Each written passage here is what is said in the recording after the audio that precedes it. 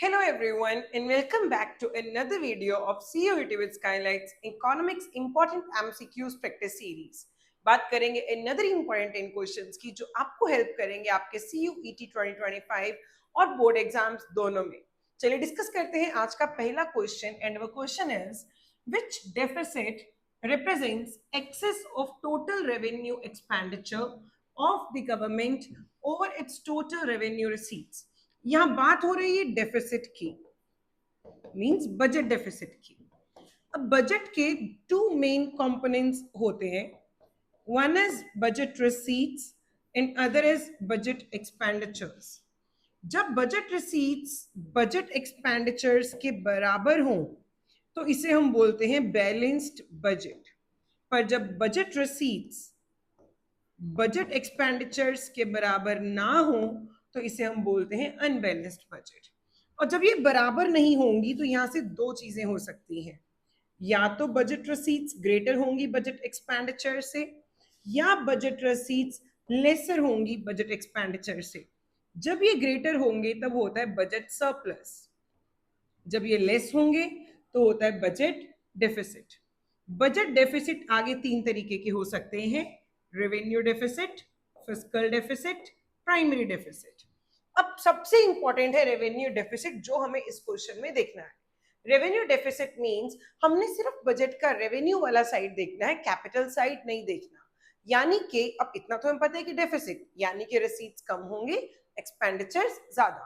तो revenue deficit means revenue receipts कम होंगे, रेवेन्यू एक्सपेंडिचर ज्यादा। तो यहां से हमें पूछा गया विच डेफिसिट, जहां पे रेवेन्यू एक्सपेंडिचर्स एक्सेस हो रेवेन्यू रिसीट से, यानी कि answer is revenue deficit which is B option. Yeah, okay. Next question. Primary deficit in a government budget will be zero when? देखिए प्राइमरी डेफिसिट कब होता है? प्राइमरी डेफिसिट का formula है हमारे पास फिस्कल डेफिसिट जो हमने निकाला माइनस इंटरेस्ट पेमेंट्स। अब ये जीरो कब होगा? ये इक्वल टू के इधर की वैल्यू जीरो कब होती है? जब सेम फिगर में से सेम फिगर माइनस की जाए। मान लीजिए ये 100 होगा तो ये भी 100 होगा तो जीरो आएगा। ये अगर 500 होगा तो ये भी 500 होना चाहिए तब जीरो आएगा। तो हमसे इन्होंने क्या पूछा? Primary deficit in a government budget will be zero. तो जीरो कब होगा? जब revenue deficit is zero, no net interest payments are zero. अगर हम नेट इंटरेस्ट पेमेंट्स यहां से जीरो माइनस करेंगे, मान लीजिए 100 माइनस जीरो, तो ये तो कभी जीरो आ ही नहीं सकता। ठीक है, net interest payments are zero नहीं हो सकता। Fiscal deficit is zero. अगर जीरो में से कोई फिगर हम माइनस करते हैं, मान लीजिए 100, तो यहाँ पे इक्वल टू माइनस में आएगा, ये भी नहीं हो सकता। Fiscal deficit is equal to interest payments. This is the right answer, that is D option. Clear? Okay, third question. Fiscal deficit equals, तो देखिए फिस्कल डेफिसिट इक्वल्स यानी कि हमें यहाँ पे इसका फॉर्मूला ही देखना है सबसे पहले। फिस्कल डेफिसिट का मतलब जो टोटल आपके बजट एक्सपेंडिचर्स है minus budget receipts but other than borrowings.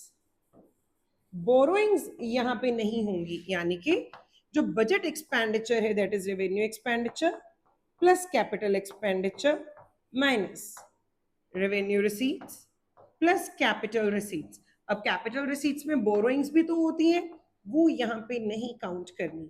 अगर गवर्नमेंट ने किसी तरीके का एडवांस लिया है, लोन लिया है, बोरोइंग्स ली है, वो यहाँ पे ऐड नहीं होंगी, वो इंक्लूड नहीं होंगी।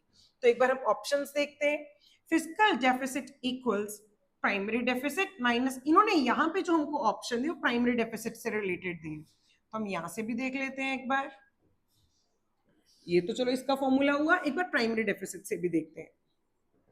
प्राइमरी डेफिसिट का फॉर्मूला अभी हमने देखा ऊपर भी, that is budget sorry fiscal deficit, fiscal deficit minus interest payments. ठीक है, तो यानी कि अब यहाँ पे primary deficit minus interest payments हो ही नहीं सकता, क्योंकि fiscal deficit equals to primary deficit plus interest payments, तो ये गलत हुआ। Primary deficit plus interest payments, right, ये सही आंसर हुआ। एक बार बाकी भी देख लो। Total budget expenditure minus total budget receipts, total budget expenditure minus total budget receipts, पर बोरोइंग्स कहाँ गया? वो तो उन्होंने बीच में ले लिया रिसीट्स के, तो ये नहीं हो सकता। नन ऑफ दीज भी नहीं हो सकता क्योंकि बी ऑप्शन है जो कि राइट है, तो right answer is B option. Okay, question number 4, revenue deficit in the government budget is, revenue deficit in the government budget is, तो देखिए अभी हमने देखा revenue deficit means revenue receipts, sorry, revenue expenditures minus revenue receipts, तो physical deficit plus interest payments, no, इसका तो कोई link ही नहीं है इसके साथ, क्योंकि इसके अंदर तो बेटा कैपिटल भी आ गया ना, वो हमें नहीं चाहिए। Total expenditure minus total receipts, no, क्योंकि इस टोटल का मतलब क्या हुआ? रेवेन्यू प्लस कैपिटल, कैपिटल हमें इग्नोर करना है।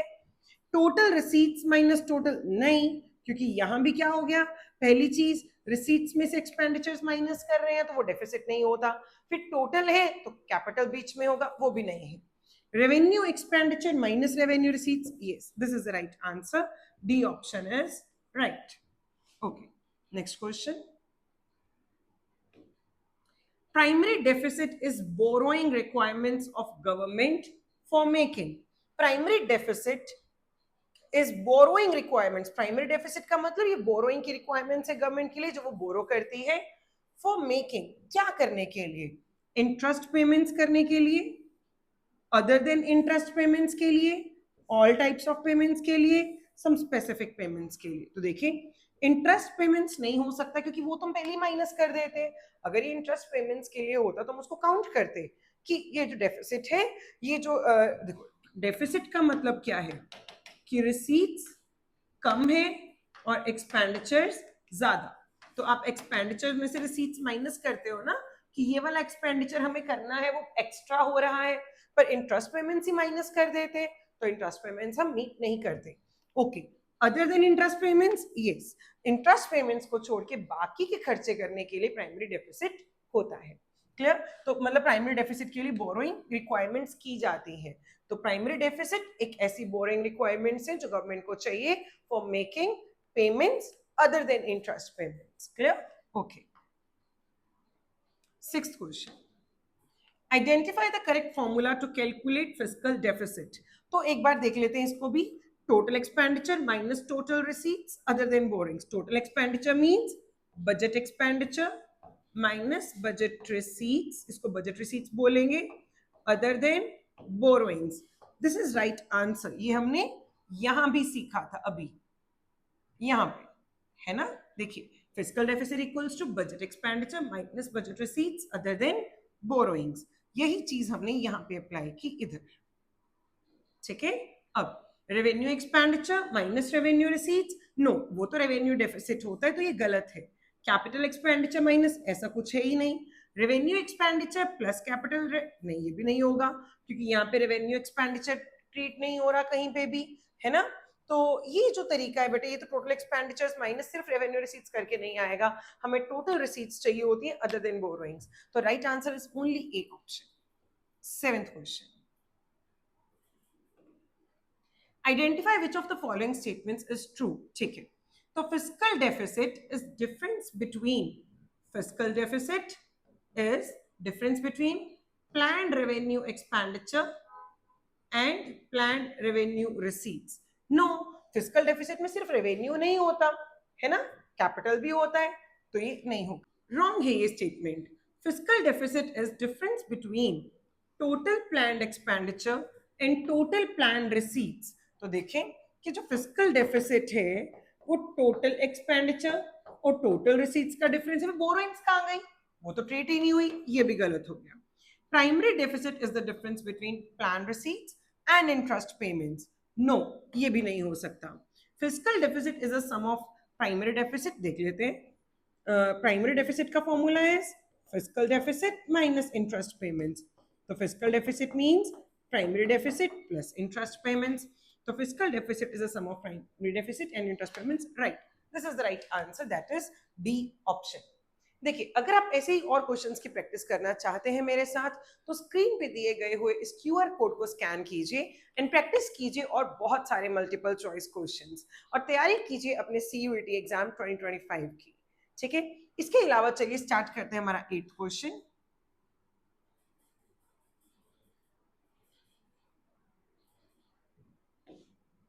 Yes.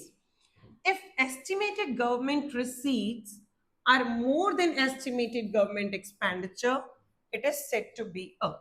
तो देखिए, जब भी बजट रिसीट्स बजट एक्सपेंडिचर्स के अनइक्वल होंगे तो दो केसेस बन सकते हैं, या तो बजट रिसीट्स बजट एक्सपेंडिचर से ज्यादा होंगे या बजट रिसीट्स बजट एक्सपेंडिचर से कम होंगे। जब ये ज्यादा हो तो इसे हम बोलते हैं बजट सरप्लस, और जब ये कम हो तो इसे हम बोलते हैं बजट डेफिसिट।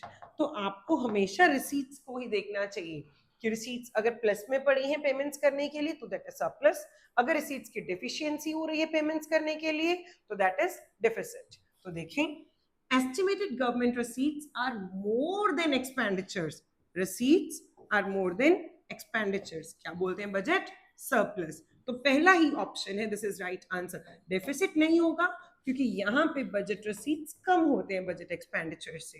बैलेंस नहीं हो सकता क्योंकि वहां इक्वल होते हैं। नन ऑफ दीज भी नहीं हो सकता क्योंकि A is the right answer. 9th question. Okay. Mr. Chauhan is the member of advisory committee to the finance minister of India. The finance minister is concerned about the rising revenue deficit, कि revenue deficit बढ़ता जा रहा है। अब आप देखिए revenue deficit का मतलब क्या है, कि रेवेन्यू एक्सपेंडिचर ज्यादा है, रेवेन्यू रिसीट्स कम है। बिल्कुल। Suggest what can be done to control the rising revenue deficit of the government, तो क्या किया जाए इस डेफिसिट को कंट्रोल करने के लिए। सिंपल, या तो रेवेन्यू एक्सपेंडिचर को कम करो या रेवेन्यू रिसीट्स को बढ़ा दो, एक ही काम हो सकता है। तो देखिए, द गवर्नमेंट शुड रिड्यूस, देखिए इसके भी अपने इम्प्लीकेशंस हैं। अगर हम रेवेन्यू एक्सपेंडिचर को कम करते हैं तो सोशल वेलफेयर कॉम्प्रोमाइज होगा, वो नहीं होना चाहिए। रेवेन्यू रिसीट्स को बढ़ाते हैं तो टैक्स बढ़ सकते हैं, टैक्स अगर ज्यादा बढ़े तो इससे भी इकोनॉमिक क्राइसिस हो सकता है, राइट। तो इस चीज का ध्यान हमें हमेशा रखना होगा सजेस्ट करते हुए।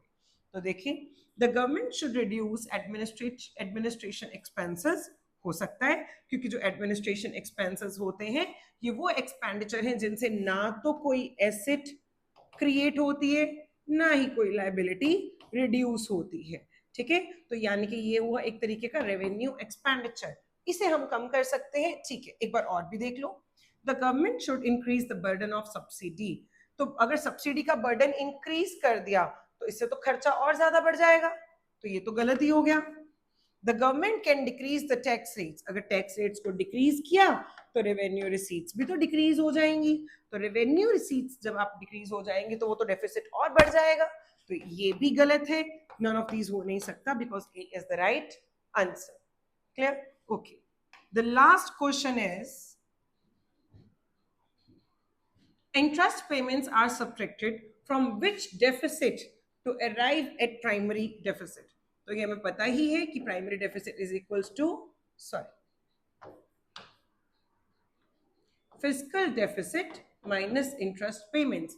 तो किससे सब्ट्रैक्ट करते हैं? फिजिकल डेफिसिट से। रेवेन्यू गलत, कैपिटल गलत, fiscal is the right answer, तो C is the right answer. ये थे हमारे आज के 10 important questions from the chapter government budget. अगर ऐसे ही क्वेश्चंस की आप और प्रैक्टिस करना चाहते हैं तो स्क्रीन पे दिए गए हुए क्यूआर कोड को स्कैन करें एंड प्रैक्टिस करें multiple choice questions to clear CUET 2025 and your board exams. Thank you.